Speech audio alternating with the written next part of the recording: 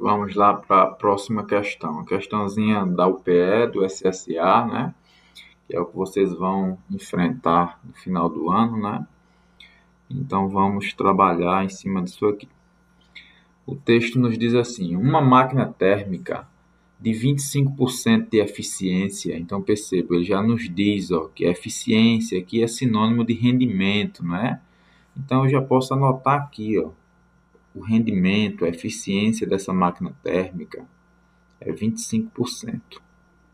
Aí segue aqui, segue o ciclo de Carnot em sua operação, realizando uma expansão de temperatura fixa de 180 graus Celsius, quando recebe uma quantidade de calor igual a meio quilocaloria. Então, olha só.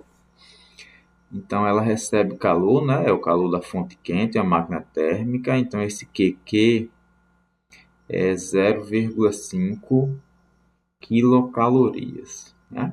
Então, vejam lá. Ele diz que isso acontece, em uma expansão a temperatura fixa de 180. Então, significa que a temperatura em que acontece essa transferência de calor de meia quilocaloria, né, é esses 180 graus Celsius. Então, isso é a temperatura da fonte quente. A gente já soma aqui a 273 para não esquecer, né? Porque a gente precisa transformar na escala Kelvin a temperatura, né? Temperatura absoluta, já deixa aqui na agulha. E vamos para o restante do problema.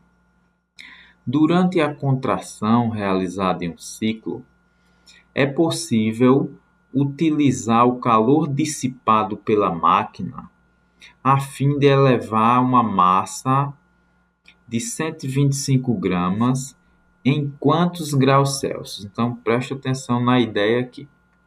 Está dizendo, que durante a contração do ciclo, o calor dissipado pela máquina, isso aqui, é o calor que é rejeitado da fonte fria, ele é dissipado, é o nosso QF.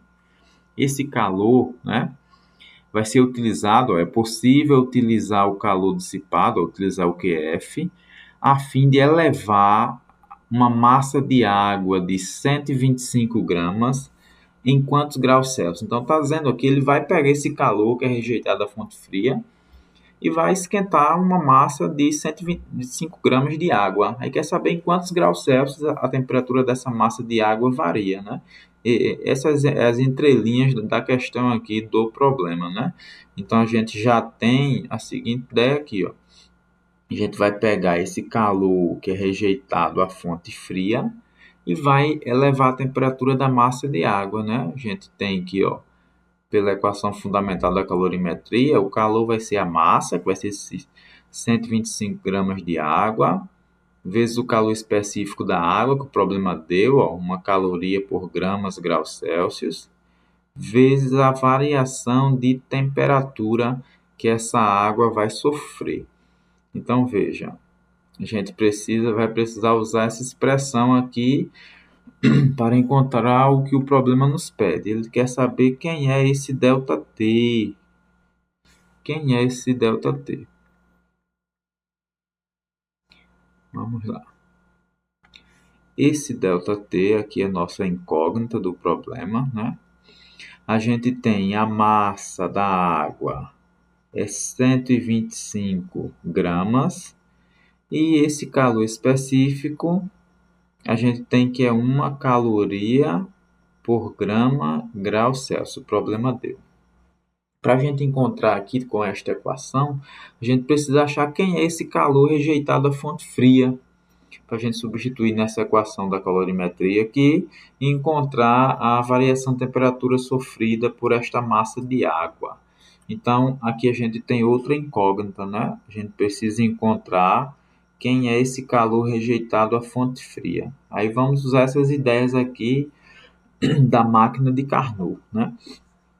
Então, a gente tem a seguinte configuração aqui no nosso problema. Como a gente tem o calor da fonte quente e tem o rendimento, a gente pode fazer assim. Como é também uma máquina de Carnot E isso é importante porque, se não for, a gente não pode usar algumas relações. Para uma máquina de Carnot, a gente tem que o rendimento ele pode ser obtido em função apenas das temperaturas da fonte fria e da fonte quente. Então, esse rendimento pode ser dado por a equação 1 menos Tf, a temperatura da fonte fria, sobre Tq. É uma maneira. Que aqui a gente tem Tq, né? A gente acharia Tf, porém, essa ainda não seria, para o que eu estou vendo aqui, a mais adequada, né? Ó, como é a máquina de Carnot, a gente pode usar essas equações para o rendimento. Ou ainda, ó, a gente tem a relação QF sobre QQ é igual a TF sobre TQ. Essas duas a gente só usa para a máquina de Carnot, né? Então, a gente tem essas situações. E, de maneira geral, sendo de Carnot ou não, a gente tem a relação do rendimento aqui, ó, que pode ser 1 menos o calor da fonte fria sobre o calor da fonte quente, né? Talvez essa seja a mais adequada para os dados que a gente tem aqui. Porque, veja, qual é o objetivo? O objetivo é encontrar esse calor da fonte fria, que é para a gente poder usar nessa equação aqui, ó, da calorimetria. Então, eu acho que essa última que eu escrevi aqui, desse rendimento, né, sai mais direto para esta questão, né? Mas temos essa gama de equações aqui que podemos utilizar. Vamos usar essa aqui. Vejam, ele já disse que o rendimento é 25%, a gente tem aqui. 25% em número decimal equivale a 0,25. Então, a gente tem 25% é a mesma coisa de 0,25. Então, a gente substitui aqui, ó. O rendimento é 0,25, é igual a 1 menos o calor da fonte fria, ó, que é o que a gente quer encontrar aqui, ó, dividido pelo calor da fonte quente, que o problema já nos deu, né? O problema nos deu esse calor da fonte quente, ó, que é meia quilocaloria. Isso equivale a 500 calorias, né? Cada quilocaloria são 1.000 calorias. Então, aqui a gente tem que isso aqui equivale a 500 calorias. De novo, ó, essa fração está negativa, a gente joga para o primeiro membro, a gente tem QF sobre 500,